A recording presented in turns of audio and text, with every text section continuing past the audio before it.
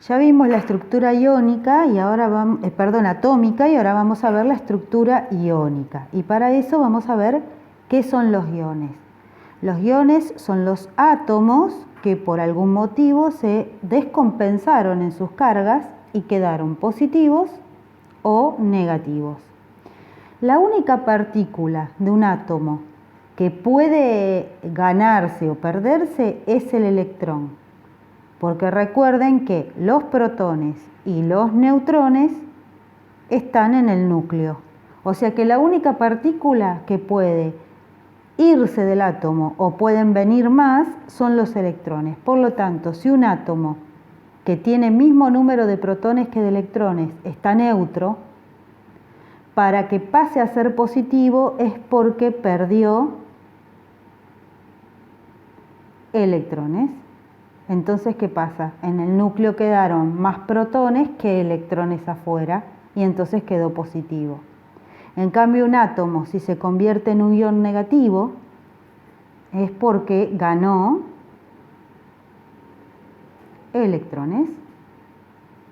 O sea que tiene los protones que tenía, pero afuera tiene más electrones que los que debería tener. El ion positivo se llama catión y el ion negativo se llama anión. Bueno, vamos a ver por qué pasa esto. Entonces, para eso les hice un dibujo de la tabla con la clasificación de los elementos.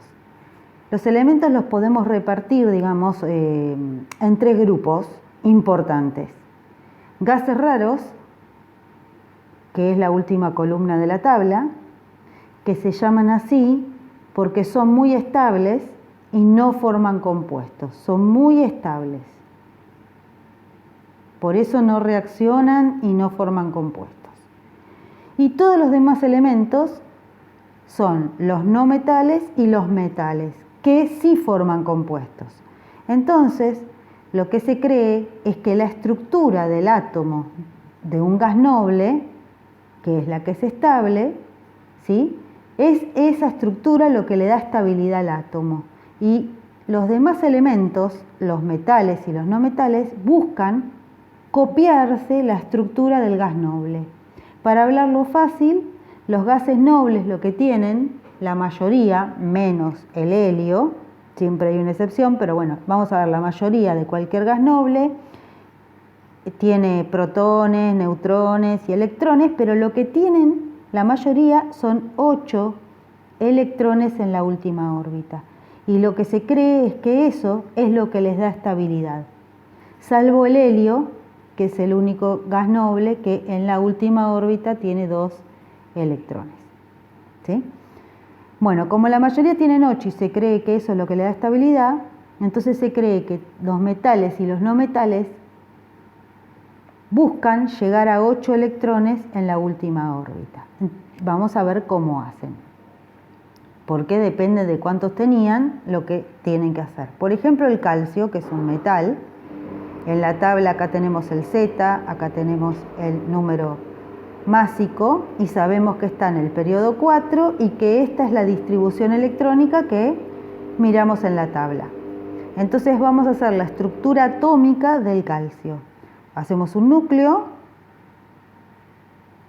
que tiene, como el Z es 20, tiene 20 protones y por lo tanto tiene que tener 20 electrones afuera, o sea, 20 positivos y afuera 20 negativos. Por eso el total de carga del calcio es 0. Ahora, si nos fijamos bien, acá puse las 4 órbitas, por eso el periodo 4, y los electrones repartidos 2, 8, 8, 2.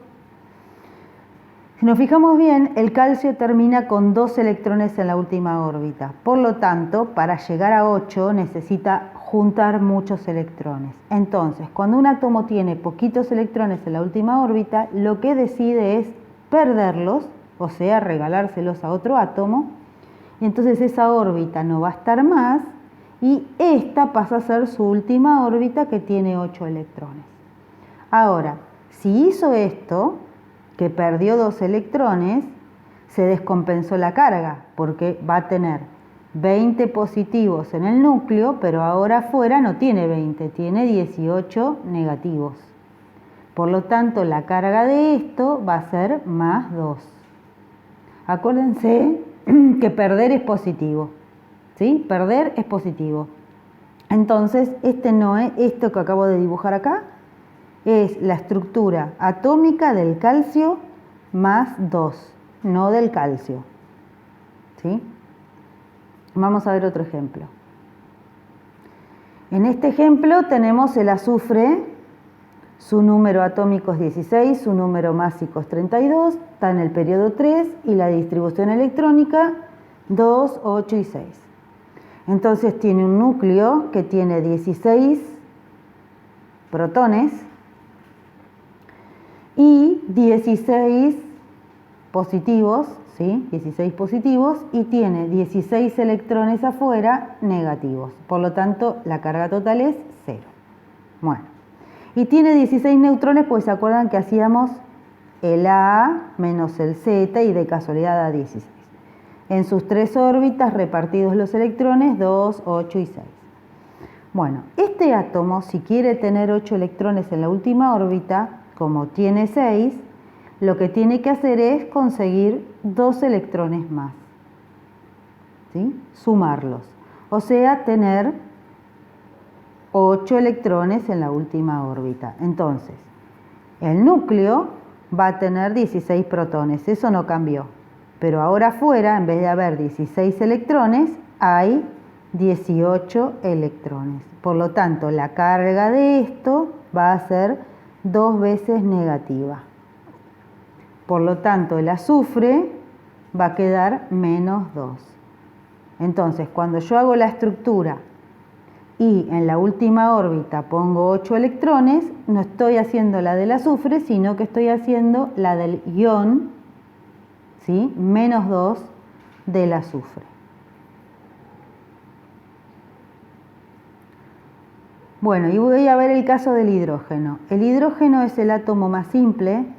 Acuérdense que es un no metal, está metido ahí en la tabla con los metales, pero es porque tiene un átomo muy sencillo, pero es no metal el hidrógeno.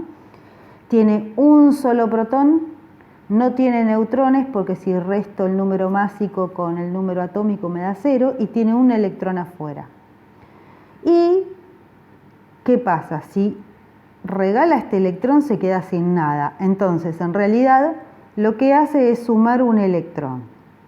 O sea que va a quedar con 2 electrones en la última órbita. Bueno, es la única excepción. ¿Por qué? No llega a 8, llega a 2. Pero se quiere parecer al gas noble más cercano que tiene en la tabla, que es el helio, que tiene un núcleo con 2 protones y 2 neutrones, pero en su órbita tiene 2 electrones. Así que el hidrógeno, cuando hace esto, que incorpora un electrón, queda menos 1.